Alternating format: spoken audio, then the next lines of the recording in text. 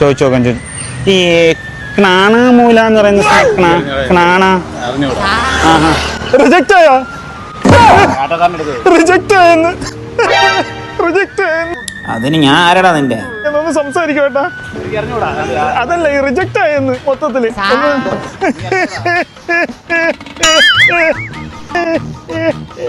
അവന്റെ കൂജേഷൻ ആരുടെ? എന്റെ ഫ്രണ്ട് യൂറോപ്പിൽ പോകാൻ വേണ്ടിയിട്ട് വിസ അപ്ലൈ ചെയ്തു. 2 തവണ റിജക്ട് ആയി. അവന്റെ കോൺഫിഡൻസ് മൊത്തത്തിൽ പോയി. യൂണിവേഴ്സിൽ അത് ശരിയായി കൊടുക്കും? തീർച്ചയായിട്ടും. പ്രോപ്പർ ആയിട്ടുള്ള ഡോക്യുമെന്റേഷൻസും ലെറ്റേഴ്സും അത് നിങ്ങളുടെ ഇമിഗ്രേഷൻ എക്സ്പേർട്സും സോളിസിറ്റേഴ്സും കൂടെ ചേർന്ന് ചെയ്ത് കൊടുക്കുന്നത് കൊണ്ട് അതിന് സക്സസ് റേറ്റ് ഞങ്ങൾക്ക് തരാൻ പറ്റും.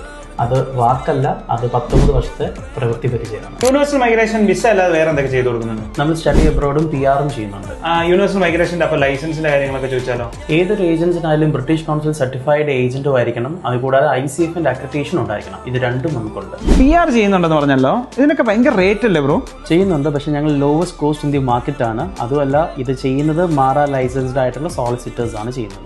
Why we choose universal migration? Reliability, consistency and proven results makes trusted partner.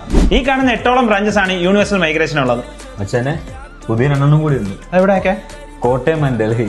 ഇപ്പോൾ എബ്രോഡ് സ്റ്റഡീസിന് പോകുന്ന സ്റ്റുഡൻസിന് വമ്പൻ ഓഫറും ഉണ്ട്. എന്താണെന്നല്ലേ, 1 മാസത്തെ അക്കോമഡേഷൻ അല്ലെങ്കിൽ ഫ്രീ ലാപ്ടോപ്പ്. അത് നിങ്ങൾക്ക് തന്നെ ചൂസ് ചെയ്യാം. യൂണിവേഴ്സൽ മൈഗ്രേഷൻ വേറെ ലെവലാണ് ഗൈസ്.